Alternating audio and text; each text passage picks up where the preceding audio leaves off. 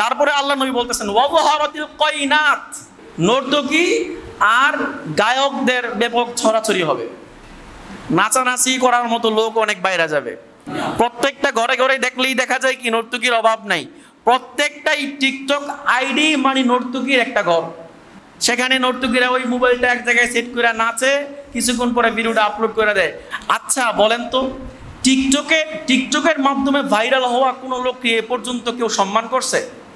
এই বলেন, সম্মান করছে কেউ? তাদের একটা উপাধি আছে, উপাধি কি জানেন? তারা হইল টিকটক প্রতিবন্ধী। কি বলে এদেরকে? টিকটক প্রতিবন্ধী ছাড়া কিছু বলা হয়? দেখবেন উল্টাপাল্লা হাত পা নাড়াইলে তো টিকটক হয়, তাই না? তার মানে কি ওই উল্টাপাল্লা হাত পা নাড়ায় কারা? প্রতিবন্ধী যারা, তারাই তো। এখন এদেরকেও টিকটক প্রতিবন্ধী বলা হয়। টিকটক স্টার যারা আছে সবাই কি টিকটক প্রতিবন্ধী।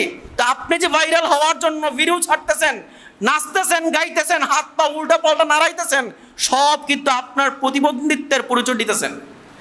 এজন্য প্রতিবন্ধী না হয়ে যদি আপনি কিছু করতে চান সমাজের জন্য, মিডিয়াতে কিছু করতেই চান, তাহলে আপনি সুন্দর সুন্দর মানুষের উপকারী কিছু কন্টেন্ট তৈরি করেন। এতে করে মানুষ উপকার লাভ করবে। কিছু না পারলে স্বদেশের কিছু উপকারিতা, কোন দেশে কি আছে, কোন দেশে কোনটা পাওয়া যাবে, অথবা কোন দেশের সৌন্দর্য কোনটা, কোন এলাকার সৌন্দর্য কোনটা, আমাদের বালুয়াকান্দিতে কি কি আছে, কয়টা মসজিদ আছে, কয়টা মন্দির আছে, কয়টা এলাকা আছে, কয়টা গ্রাম আছে, এইসব নিয়ে বানান না। এগুলোই তো মানুষ দেখলে কিছু উপকার লাভ করতে পারবে, তাই না?